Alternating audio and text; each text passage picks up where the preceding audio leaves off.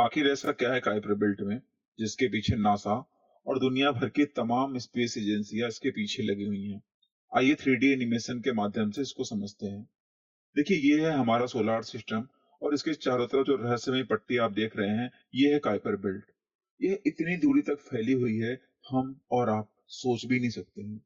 जी, यह करीब 4.5 अरब किलोमीटर से शुरू होकर और लगभग 7.5 अरब किलोमीटर तक फैली हुई है।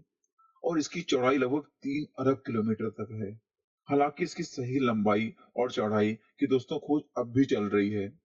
और 2024 में जो नई खोजों से हमें पता चला है, यह शायद जो हमारा अनुमान है, जितना हम सोच रहे हैं, उससे भी कहीं अधिक बड़ी हो सकती है। ये काइपर बेल्ट की जो झलक है, वो हमें साफ तौर पर 1992 में मिली, लेकिन इसकी जो अवधारणा है, वो हमें 1951 में जेरार्ड काइपर ने, जो एक वैज्ञानिक थे, उन्होंने इसको दिया था।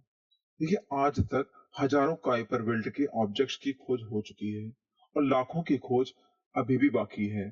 दोस्तों, नासा और दुनिया भर की तमाम स्पेस एजेंसियां काइपर बेल्ट में आखिर इतना दिलचस्पी ले क्यों रही हैं?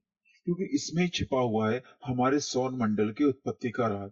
जी हाँ, आज से करीब 4.5 अरब साल पहले अंतरिक्ष में गैस और धूल का एक विशाल बादल था, जिसको हम सोलर नेबुला भी बोल सकते हैं।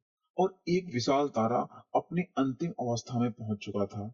उसका जो विस्फोट हुआ, यानी कि सुपरनोवा, इसको किसी अन्य माध्यम से समझेंगे कि सुपरनोवा क्या है, बट आप इस तरीके से समझिए कि सुपरनोवा इस चीज को बोलते हैं जब कोई तारा अपनी अंतिम अवस्था में पहुंचता है और विस्फोट होता है।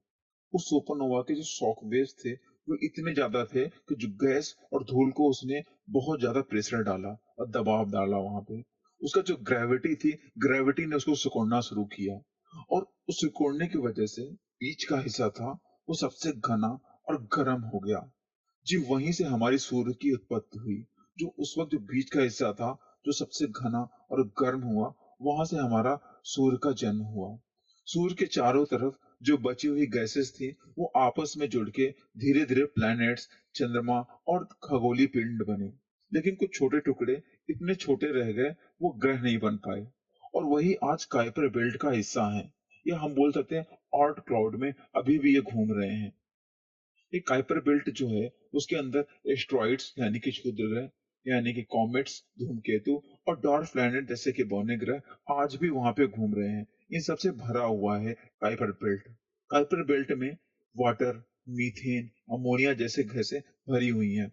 यानी कि इसको हम बोल सकते हैं, ये हमारे सोलार सिस्टम की वो प्राचीन लाइब्रेरी है, जो कि आज भी अपने साथ बहुत से रहस्य को समेटे हुई है।